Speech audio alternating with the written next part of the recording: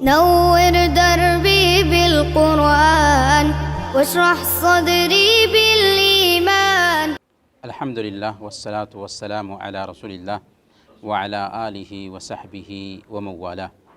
محترم بھائیو، السلام علیکم ورحمۃ اللہ وبرکاتہ۔ ہم لوگ رمضان کے عظمت والے، برکت والے اور مغفرت والے مہینے میں داخل ہو چکے ہیں، اور رمضان قرآن کا مہینہ ہے۔ اللہ رب العالمین بیان فرماتا ہے، شہر رمضان الذی انزل فیہ القرآن، رمضان کا ہی وہ مہینہ ہے جس میں قرآن اتارا گیا، اور سب سے بہتر جاب ایک انسان کا اگر کچھ ہو سکتا ہے تو وہ یہی ہے کہ ایک انسان قرآن پڑھے اور دوسروں کو پڑھائے۔ خیرکم من تعلم القرآن وعلمہ، تم میں بہتر وہ ہے جو قرآن سیکھے اور دوسروں کو سکھائے۔ یہ قرآن ہے جو کل قیامت کے دن ہمارے لیے سفارشی بن کر کے آنے والا ہے۔ اقرأوا القرآن فإنہ یأتی یوم القیامت شفیعا لأصحابہ۔ اس لیے رمضان کے اس مہینے میں ہم نے آپ کے لیے طے کیا ہے کہ پورا قرآن تو نہیں، اور یہ ممکن نہیں ہے کیونکہ 10 منٹ کی یہ مجلس ہوتی ہے، اس لیے 10 منٹ کی اس مجلس میں ایک پارہ سے قرآنی کرنیں آپ کے سامنے رکھیں، یعنی قرآن کریم سے چند آیات کا انتخاب کریں گے اور انہیں ہم سمجھیں گے تاکہ ان آیات کا پیغام آپ تک پہنچ سکے۔ کیونکہ یہ مجلس مختصر مجلس ہوتی ہے، اور اس مختصر مجلس میں کم سے کم ایک پارہ کا جو خلاصہ ہو سکتا ہے، اور اس کو ہم خلاصہ نہیں کہیں گے بلکہ ایک پارہ کی جو کرنیں ہو سکتی ہیں وہ کرنیں آپ تک پہنچ سکیں گی۔ تو سب سے پہلے قرآن کریم کی شروعات ہوتی ہے سورہ الفاتحہ سے۔ سورہ الفاتحہ کیا ہے؟ دراصل اس میں اللہ رب العالمین سے مانگنے کا ایک انداز اللہ تعالیٰ نے بندوں کو بتایا ہے۔ چنانچہ ایک بندہ سب سے پہلے اللہ رب العالمین کی اس کے اندر تعریف بجا لاتا ہے، اور پھر اپنی بندگی کا اقرار کرتا ہے، پھر اللہ سے مانگتا ہے۔ چنانچہ سب سے پہلے نمبر پر سورہ الفاتحہ میں اللہ کے تئیں عقیدہ بیان کیا گیا ہے، دوسرے نمبر پر اس میں عبادت کا ذکر ہے، تیسرے نمبر پر طرز زندگی ہے اہدنا الصراط المستقیم، اور آخری جو نقطہ ہے وہ یہ ہے کہ عبرت اور نصیحت حاصل کی جائے، مغضوب علیہم ولا الضالین، یہودیوں سے سبق لیا جائے اور نصارہ کی گمراہی سے سبق لیا جائے۔ اس کے بعد سورہ البقرہ کی شروعات ہوتی ہے، جس میں چند آیات کو ہم سمجھیں گے۔ سب سے پہلے کلام اللہ کی عظمت کو سمجھیے۔ اللہ تعالیٰ سورہ البقرہ آیت نمبر 2 میں ارشاد فرماتا ہے، ذالک الکتاب لا ریب فیہ، یہ ایسی کتاب ہے جس میں کوئی شک نہیں، کوئی شبہ نہیں، کوئی ڈاؤٹ نہیں۔ دنیا کی کوئی بھی ایسی کتاب نہیں جس کی شروعات اس طور پر ہو رہی ہو کہ جو کتاب تم پڑھنے جا رہے ہو اس کتاب میں کوئی شک نہیں ہو سکتا ہے، کوئی ڈاؤٹ نہیں ہو سکتا ہے۔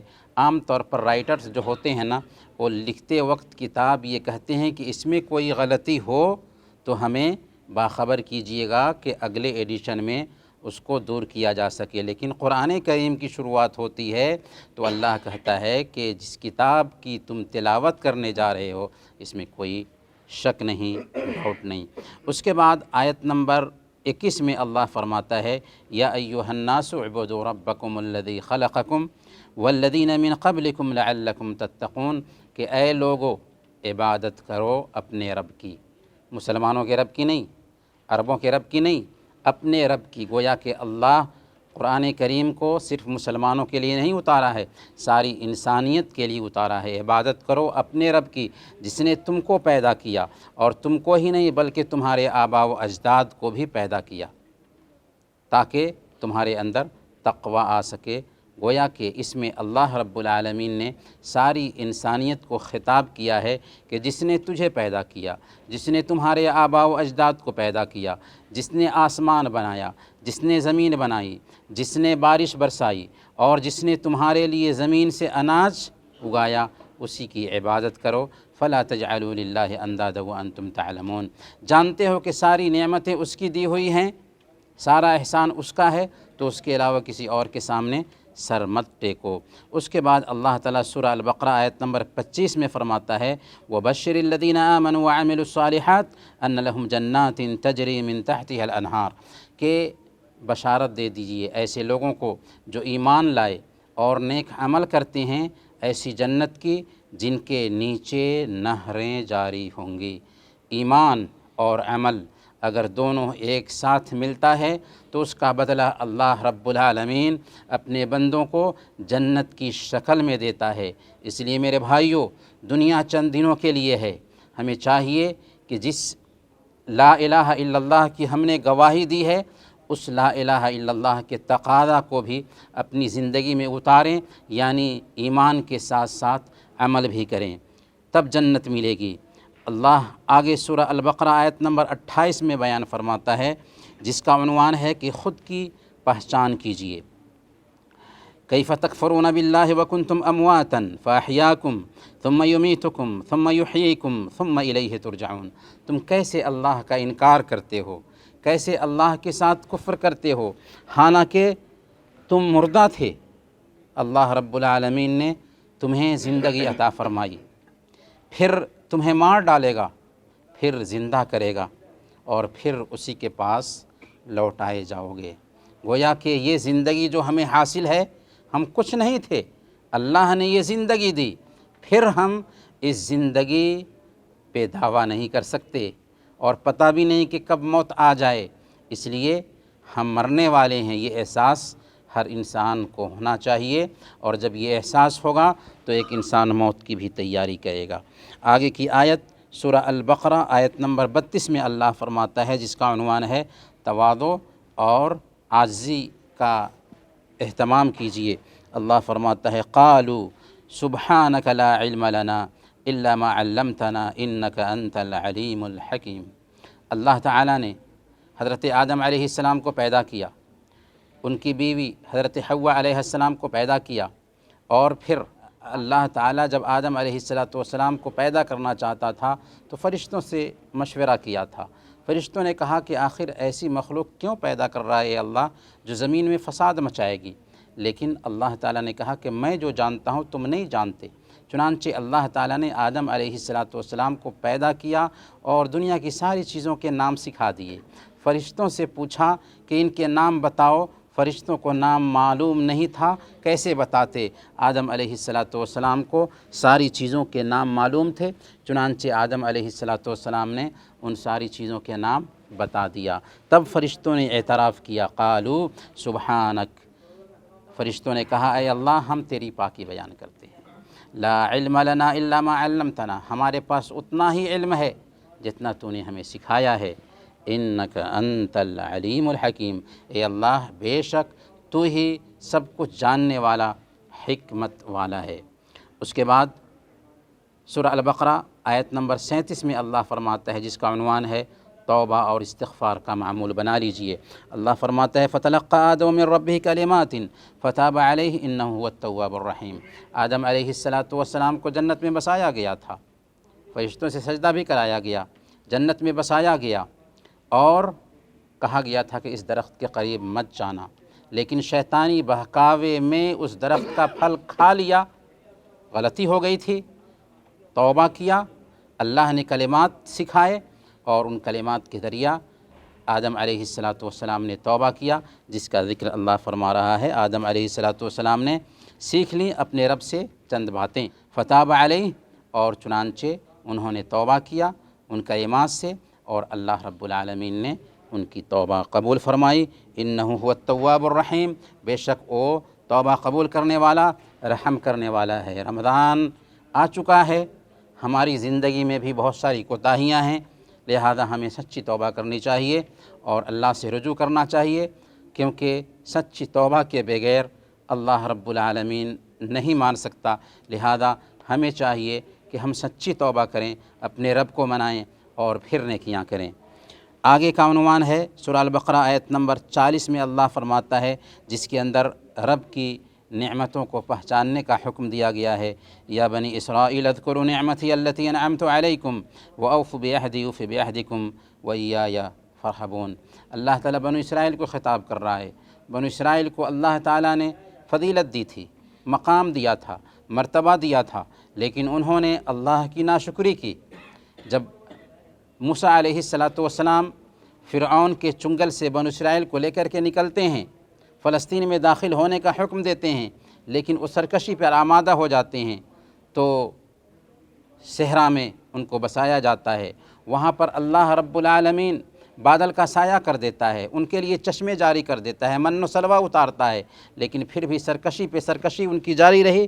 تو اللہ تعالیٰ نے اسی نعمت کا اس میں ذکر کیا ہے کہ اے بنو اسرائیل، میری اس نعمت کو یاد کرو جو میں نے تم پر کیا تھا، اور میرے عہد کو پورا کرو کہ میں تمہارے وعدہ کو پورا کروں گا، اور دل میں میرا ہی ڈر رکھنا۔ تو گویا کہ اس میں اس بات کا احساس دلایا گیا ہے ہمیں بھی اس کے ضمن میں کہ اگر ہمیں نعمت ملی ہوئی ہے تو اس نعمت کی ہمیں قدر کرنی چاہیے۔ کویت جیسے ملک میں ہم رہ رہے ہیں، اللہ تعالیٰ نے برسر روزگار کیا ہے، تو اس نعمت کی بھی ہمیں قدر کرنی چاہیے۔ اللہ تعالیٰ سورہ البقرہ آیت نمبر 43 میں بیان فرماتا ہے، جس میں نماز با جماعت کی اہمیت ہمیں سمجھ میں آتی ہے۔ وَأَقِيمُوا الصَّلَاةَ وَآتُوا الزَّكَاةَ وَارْكَعُوا مَعَ الرَّاكِعِينَ۔ نماز قائم کرو، زکوٰۃ دو، اور رکوع کرنے والوں کے ساتھ رکوع کرو۔ ایک اندھے صحابی کو اللہ کے نبی صلی اللہ علیہ وسلم اجازت نہیں دیتے ہیں کہ وہ گھر میں نماز پڑھیں، جب وہ اذان سن لیتے ہیں تو پھر ہمارے لیے، بیناؤں کے لیے، آنکھ رکھنے والوں کے لیے کیوں کر اجازت مل سکتی ہے کہ گھر میں نماز پڑھیں، اگر واقعی ہم نماز پڑھتے ہوں تب بھی۔ اس لیے میرے بھائیوں، صرف رمضان عبادت کرنے کا مہینہ نہیں ہے، بلکہ پورا سال عبادت کرنے کے لیے ہے۔ فرض نماز مسجد میں ادا کرنا فرض ہے۔ علم کے مطابق عمل کیجئے، یہ عنوان دراصل سورہ البقرہ کی آیت نمبر 44 میں ہے۔ اللہ فرماتا ہے تأمرون الناس بالبر وتنسون انفسکم وانتم تتلون الکتاب افلا تعقلون۔ کیا تم لوگوں کو بھلائیوں کا حکم دیتے ہو اور خود اپنے آپ کو بھول جاتے ہو؟ تو جیسے ہم دوسروں کو بولتے ہیں ویسے ہی ہماری زندگی میں بھی اسلام ہونا چاہیے۔ بے جا سوالات سے اجتناب کیجئے۔ اس میں ایک واقعہ بیان کیا گیا ہے۔ واقعہ یہ ہے کہ بنو اسرائیل میں ایک بھتیجا تھا جس نے اپنے چچا کو مار دیا، مال کے لالچ میں۔ موسیٰ علیہ السلام کے پاس قضیہ گیا۔ موسیٰ علیہ السلام کے اوپر اللہ نے وحی بھیجی کہ ایک گائے ذبح کی جائے اور اس کا گوشت مردے پر مارا جائے، اس کے ذریعہ مردہ زندہ ہو جائے گا اور قاتل کی خبر دے دے گا۔ لیکن بنو اسرائیل نے کیا کیا کہ کیسی گائے ہونی چاہیے، صفات کیسے ہونے چاہیے، بے جا سوالات کیا۔ چنانچہ اللہ تعالیٰ نے ان کے لیے معاملہ سخت سے سخت کر دیا۔ پھر مہنگے داموں میں انہوں نے گائے خریدا اور واقعی مردے پر مارا، مردہ زندہ ہو گیا، اور اس نے کہا کہ میرے بھتیجے نے ہی میرا قتل کیا ہے۔ تو اس آیت میں دراصل بے جا سوالات سے روکا گیا ہے، اور یہ پیغام ہم سب کے لیے ہے۔ جس سوال کی ہماری زندگی میں ضرورت ہو وہ سوال پوچھنا چاہیے، جس چیز کی ہماری زندگی میں ضرورت نہ ہو وہ سوال پوچھنے سے بچنا چاہیے۔ آگے کی آیات سورہ البقرہ آیت نمبر 74 میں اللہ فرماتا ہے ثم قست قلوبکم من بعد ذلک فہی کالحجارہ۔ خیر کی بات سننے کے بعد اس کا اثر دل میں لینا چاہیے، دل تنگ نہیں ہونا چاہیے۔ دل کی تنگی کی بات کہی گئی ہے۔ پھر اس کے بعد تمہارے دل پتھر کے جیسے نہایت ہی سخت ہو گئے۔ دل اگر تنگ ہے تو خیر کی باتیں اثر نہیں کرتیں، اس لیے دل کی تنگی کو دور کرنا چاہیے، اور دل کی تنگی کا علاج سب سے پہلے نمبر پر کیا ہے؟ قرآن کریم کی تلاوت۔ قرآن کریم کی تلاوت ہوگی، دل کی تنگی دور ہوگی۔ ملک و ملت کے لیے دعائے خیر کا سلسلہ جاری رکھیں۔ حضرت ابراہیم علیہ السلام کا قصہ ہے، سورہ البقرہ آیت نمبر 126 میں وَإِذْ قَالَ إِبْرَاهِيمُ رَبِّ اجْعَلْ هَذَا بَلَدًا آمِنًا وَارْزُقْ أَهْلَهُ مِنَ الثَّمَرَاتِ مَنْ آمَنَ مِنْهُمْ بِاللَّهِ وَالْيَوْمِ الْآخِرِ۔ ابراہیم علیہ السلام نے دعا کیا تھا کہ اے اللہ، اس جگہ کو امن والا شہر بنا دے، اور یہاں کے باشندوں کو جو اللہ پر اور قیامت کے دن پر ایمان رکھتے ہوں پاکیزہ روزی، پھلوں کی روزیاں عطا فرما۔ تو اس سے پتہ یہ چلتا ہے کہ ہمیں بھی اپنے ملک کے لیے، اپنی سرزمین کے لیے دعائیں کرتے رہنی چاہیے۔ خود کویت کی سرزمین ہم سب کے لیے خیر کا گہوارہ ہے، اس کے لیے بھی ہمیں دعا کرنی چاہیے۔ آگے کی ایک آیت ہے، اولاد کی تربیت کا اہتمام کیجیے، اس کا موضوع ہے سورہ البقرہ آیت نمبر 132 میں اللہ فرماتا ہے وَوَصَّىٰ بِهَا إِبْرَاهِيمُ بَنِيهِ وَيَعْقُوبُ يَا بَنِيَّ إِنَّ اللَّهَ اصْطَفَىٰ لَكُمُ الدِّينَ فَلَا تَمُوتُنَّ إِلَّا وَأَنتُم مُّسْلِمُونَ، کہ وصیت ابراہیم علیہ السلام اور یعقوب علیہ السلام نے اپنی اولاد کو کی، کیا وصیت کی تھی کہ پیارے بچوں، اللہ تعالیٰ نے تمہارے لیے دین کو پسند کیا ہے، لہذا تمہاری موت آئے تو اسلام پر موت آئے۔ ہمیں اپنے بچوں کو دین سکھانے کی ضرورت ہے، دین کی عظمت سکھانے کی ضرورت ہے، دین کی اہمیت سکھانے کی ضرورت ہے، اور یہ بتانے کی ضرورت ہے کہ مرنا تو اسلام پر مرنا۔ اللہ کے نبی صلی اللہ علیہ وسلم کے صحابہ کے اسوہ کو اپنائیے، اسی میں نجات ہے۔ آیت کہتی ہے سورہ البقرہ آیت نمبر 137 فَإِنْ آمَنُوا بِمِثْلِ مَا آمَنْتُمْ بِهِ فَقَدِ اهْتَدَوْا، اگر یہ ایمان لائے ویسے ہی جیسے وہ ایمان لائے ہیں۔ کون؟ صحابہ کرام ایمان لائے ہیں، یعنی قرآن اور حدیث کو ویسے ہی سمجھیں جیسے صحابہ کرام نے سمجھا ہے تو وہ ہدایت پر رہیں گے۔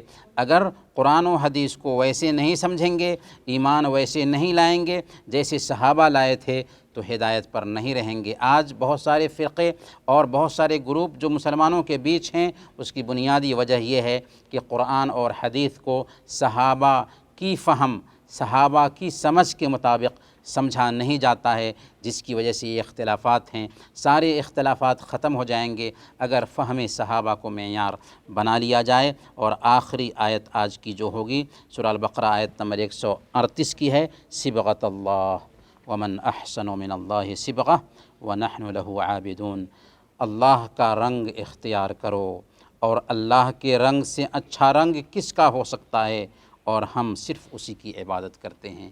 رنگ دنیا میں بہت سارا ہے، مذاہب دنیا میں بہت سارے ہیں، سسٹم دنیا میں بہت سارے ہیں، لیکن اسلام الگ ایک پہچان دیتا ہے۔ من تشبہ بقوم فہو منہم، جس نے کسی قوم کی مشابہت اختیار کی وہ انہی لوگوں میں سے ہے۔ اس لیے ہماری الگ ایک پہچان ہونی چاہیے، مسلمان کی الگ ایک پہچان ہوتی ہے۔